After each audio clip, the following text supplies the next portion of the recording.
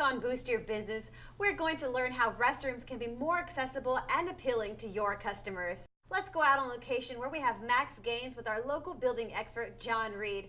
Hi, Max and John. Welcome to the show.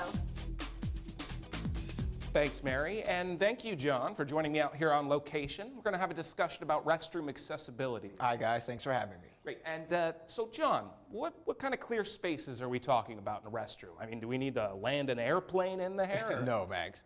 What we're talking about is enough room for a customer to effectively use the restroom and continue shopping. Remember, we are talking about customers that are carrying credit cards, so we want them to use these cards before they leave the store. Great point, John. Makes dollars and cents. All right. As I was saying, the first clear space we're looking for is an unobstructed turning space that is 27 inches high and at least 60 inches in diameter. This space is required inside restrooms for people who use wheelchairs for mobility. No door may swing into this space more than 12 inches except the door to the accessible toilet stall. Okay, and John, what about the fixtures? How much space is needed when accounting for them? That's a good question. Clear spaces are required in front of lavatories, dispensers, mirrors, or other fixtures with controls. Entry doors and stall doors are not allowed to swing into the clear spaces required in front of these items. Yeah, John, don't people with wheelchairs need more clear spaces, accounting for, well, everything one needs to do in a restroom? Accessible restrooms have several clear space requirements. A clear floor space of 30 inches by 48 inches is required at the lavatory. This clear floor space must adjoin or overlap an accessible path of travel in the restrooms that is at least 36 inches wide.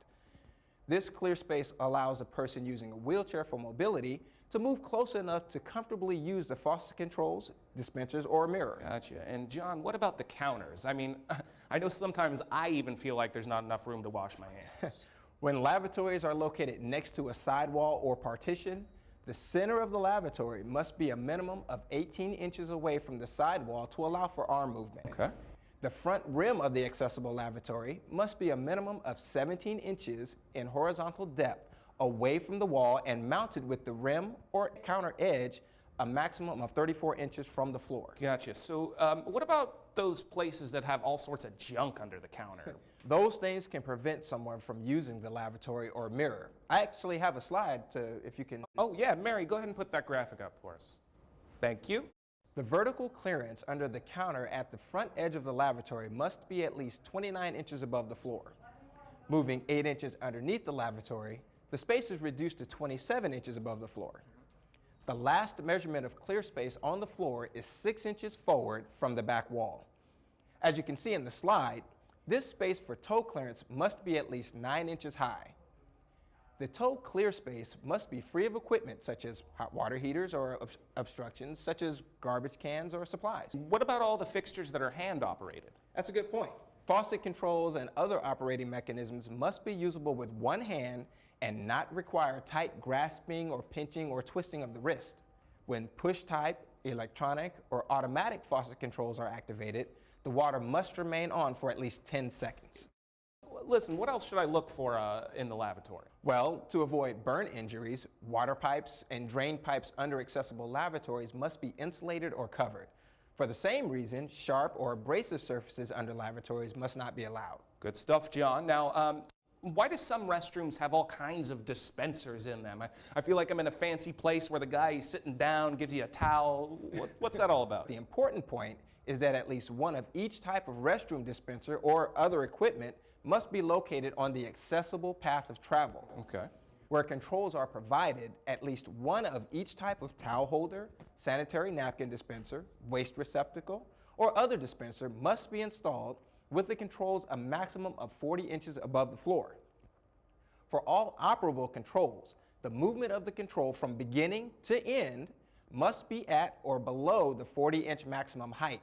And remember, Max, control and operating mechanisms must be usable with one hand and must not require tight grasping, pinching, or twisting of the wrists. Great. And what about the technical placement of things like mirrors? Excellent question. If a mirror is provided, it must be mounted with the bottom edge of the reflecting surface no higher than 40 inches above the floor. Some installers make the mistake of mounting the frame of the mirror at 40 inches above the floor instead of the mirror itself. That is not the proper way to install a mirror. So, John, it seems like you've been speaking only of single accommodation restrooms, but does this information also apply to places that have multiple stalls? Absolutely.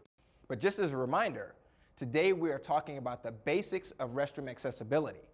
Everyone knows that restrooms come in all sorts of shapes and sizes, so if any of your viewers are considering a remodel, they should consult a professional that has attended training and is up to speed on the accessibility codes. Fantastic. Thank you, John, for all that great information. Appreciate it.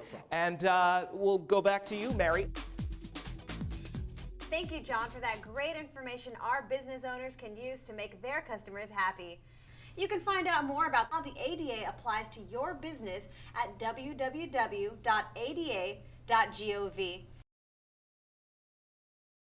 If you have further questions on accessibility, email Disability Access Services at dasinfo@dor.ca.gov or call 916-558-5755.